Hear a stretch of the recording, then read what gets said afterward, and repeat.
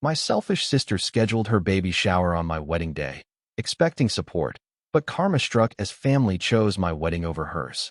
I've come here to vent because I'm angry about the incident that happened a few days ago. The fact that my older sister, Portia, 30F, has a lot of main character energy irritates me in every manner. Since I've never been one to start arguments or drama, this has been the standard in both her and my lives, and I've usually never voiced my objections or said anything. But when she chose to throw her fourth child's baby shower on the same day as my wedding, it all came to a head. Naturally, I was devastated to learn of it just a few days prior to the wedding. I knew this small coincidence, as she described it, was intentional on her part because I had forced my family to RSVP to the wedding date months in advance. All it did was make me want to tear out her hair, or mine. Since my family has always done things that way, I had a persistent suspicion that they would choose to attend her baby shower rather than my wedding. For as long as I can remember, she has always been the golden child, and I have always been the afterthought. I had hoped that this day would be about me, but I knew she was going to steal even this day from me because of her baby shower. I don't have the finest relationship with Portia, 25F. I would largely blame Portia's attitude and haughtiness, but I would also credit my parents' upbringing. In school, Portia was an overachiever. She participated in sports, excelled academically, and was well liked by her peers and instructors. Her parents were quite proud of her. That being said, I was only mediocre academically. I wasn't very good, but I wasn't awful either. My parents said that I had no relevant hobbies, and the fact that I attended the same school as my sister only made this worse. Because I was so different from Portia, not just in attitude but also in abilities, all of my teachers, including the principal, used to be pretty shocked that we were sisters. We were compared all the time, and I was never good enough. My parents were not pleased with my lack of abilities. Their favorite kid was Portia because she was a bright child. She was treated pampered and had everything done for her. As a child, I was informed unequivocally that if I became as good as Portia, my parents would treat me the same way. Because of my early years, I have a number of psychological problems with self-worth, which have negatively affected my quality of life. I knew by the time I was 13 that I would never be able to have a healthy and productive relationship with my family. I simply stopped interacting with the family after accepting that as my reality. I stayed in my room, largely kept to myself, and drew for hours on end. No one ever took it seriously, and it was the only true pastime I had. In a sense, I was the extra family member. Always an afterthought, never left alone, and always viewed with disdain because I was not good enough for my parents, because I was too preoccupied scribbling to work hard and be a source of pride for the family like my sister. My mother even tore one of my sketch pads, calling me a scribbler. At that moment, I realized that no matter what I accomplished, they would only regard me as a smaller version of Portia, and that I would never be able to compete with her, even if I tried. And I didn't want to. I simply ceased communicating with them as much as possible. Portia changed when she went off to college when I was 13. She had changed from being the good girl our parents had brought up. Without a doubt, she continued to do well, but she wasted money like crazy, refused to return home, and never answered their calls. My parents, I suppose, were affected by all of this and felt secluded and alone after being parents to a single child for 18 years. The child suddenly showed little interest in them. That's when they started looking at me. They made an effort to bond with me and become closer, but I didn't want anything to do with it. I had been accustomed to being alone, so all of this attention only made me feel anxious. My parents wanted to play happy families, but I wasn't going to change the long period it had taken me to learn how to live alone. This infuriated them, and my situation worsened. They were always insulting me or yelling at me, and I could no longer stand it. Before attending college, I somehow made it through the following several years. Since then, I haven't had much communication with them. I can say that all of that doodling paid off because I have a degree in animation. I'm doing well for myself and got a decent job right out of college. I feel even more smug about the whole situation because this is not what anyone, especially my sister and parents, anticipated of me. Over the past 2 to 3 years, they have made numerous attempts to contact me in an attempt to become closer to me and other such things, but I have consistently, graciously turned them down. I am more than content with the small family I have created for myself and no longer feel the need for them in my life. I reside with our adorable dog, Emma, and my fiancé, Edward, 29M. I don't want them to interfere with my wonderful life, friends, or social circle. Before I started working, Portia got married a few years ago. I was obviously not invited. This is also one of the reasons I don't think their efforts to get back in touch are very sincere. When I was just a student, they didn't give a damn about me, but now that I'm successful, they're trying to be family and make amends. I am not one to be duped by their evil mask, and I can see right through it. I suspect that they are merely trying to reconnect with me in order to take advantage of me. She got pregnant immediately after graduating from college, had a shotgun wedding, and has never received a dime since. Because Portia doesn't work, the family had always assumed that since she was the smart one, she would be the one making the money and that I would fail. They are attempting to patch things up so that I can be their cash cow now that there is no chance of her giving them any money. Since the day I was born, my parents have been like this. My extended family has improved significantly. Throughout my childhood, my Aunt Rachel, who has constantly criticized my parents for their partiality, was like a mother figure to me. Naturally, these accusations were strongly refuted, but over time, the entire extended family learned the truth. They have encouraged me to maintain minimal communication, and no one has put much pressure on me to mend fences with my relatives. Up until around 3 months ago, my mother experienced a pretty significant health crisis. The diagnosis was difficult, and she spent weeks in the hospital. Since then, her quality of life has suffered greatly, and the doctors have stated that it will take a long time for her to get back to her previous state, if she ever does. My aunt claims that this served as a wake-up call for my mother. She cried for me, her baby, the whole time she was in the hospital. Since we had little to no communication for a few years, I wasn't informed about her health problems right away. However, a week after the incident, my aunt called to inform me that my mother was very ill and had come to the understanding that she had not treated me well. My mother has been crying nonstop since that day, pleading with me to contact her again because she knows she will die soon and doesn't want that to happen before I give her another chance to be a decent mother. I had struggled with this because I knew in my heart that my mother's desire to make amends stemmed solely from her need to avoid taking the blame for mistreating her own kid. It had less to do with me and more to do with her remorse. However, I was also aware that I would regret not speaking with her, or at the very least getting in touch with her again. So, after giving it some serious thinking and receiving a lot of encouragement from my aunt and my fiancé, I made the decision to try it again and contact her. For us, it was emotional.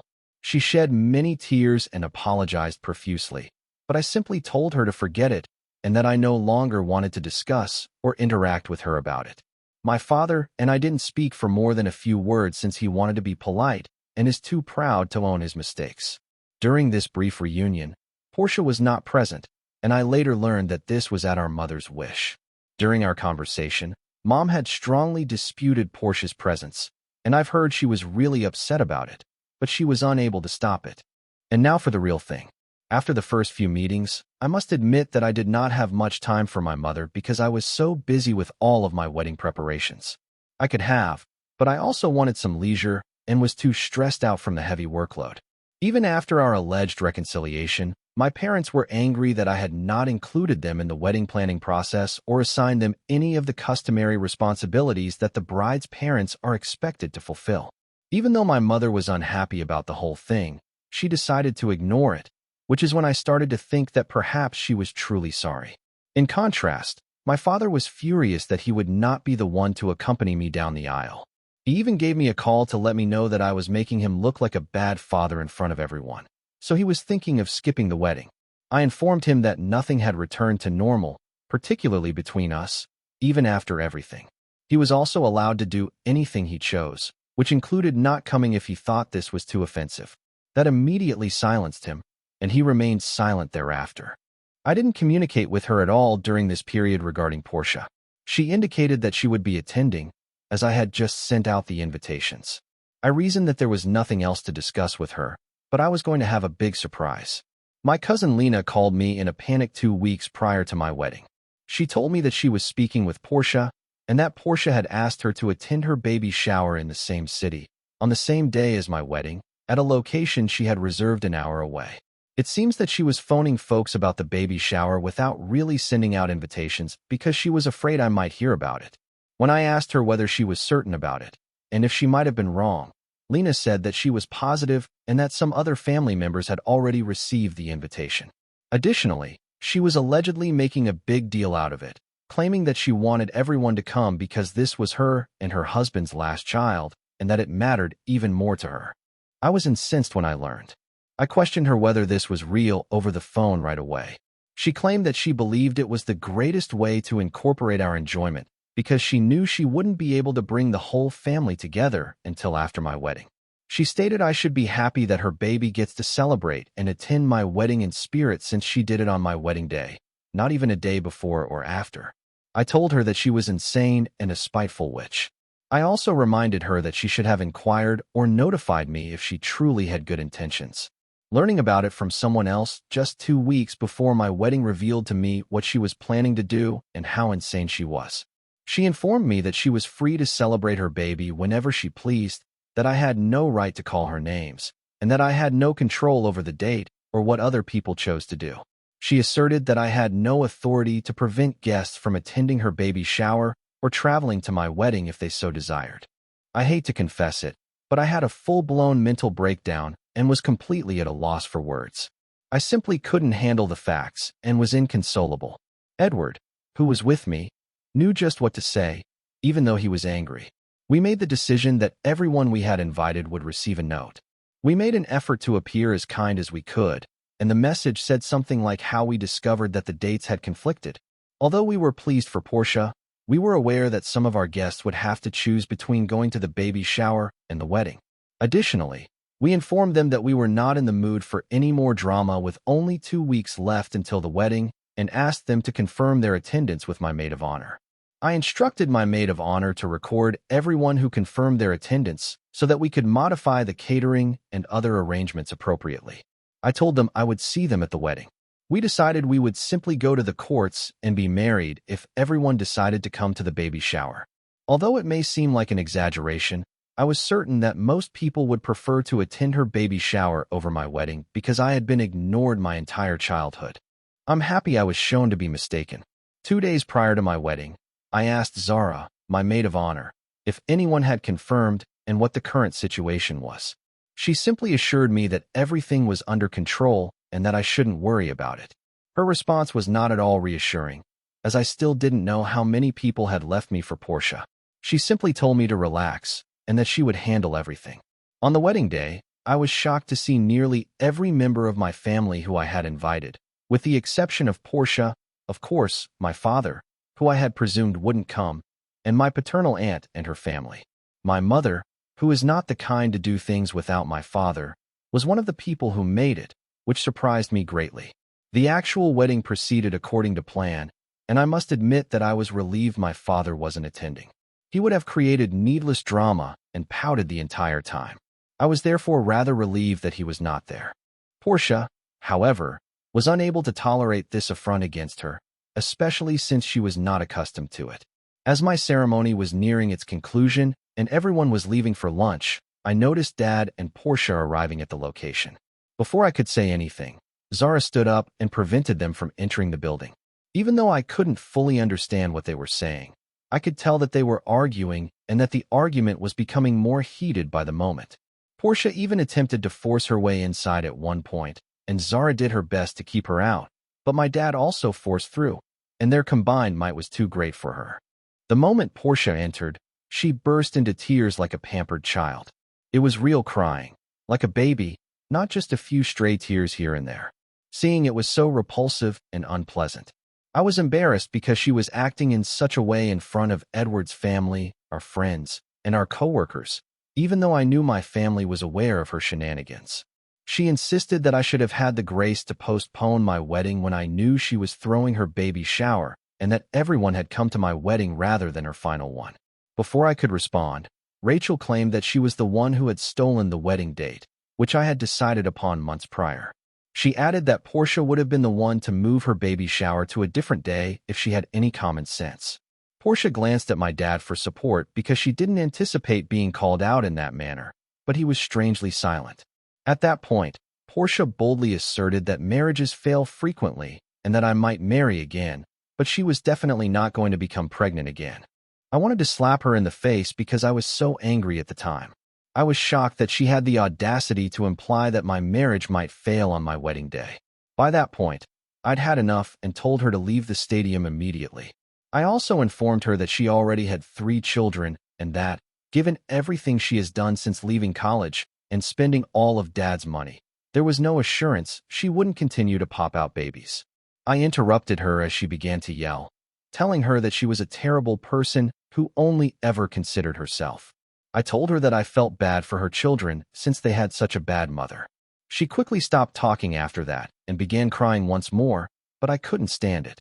She was physically hauled out of the venue by Zara and another friend of mine. She had destroyed my day, and by the time it was all over, I was crying and shivering.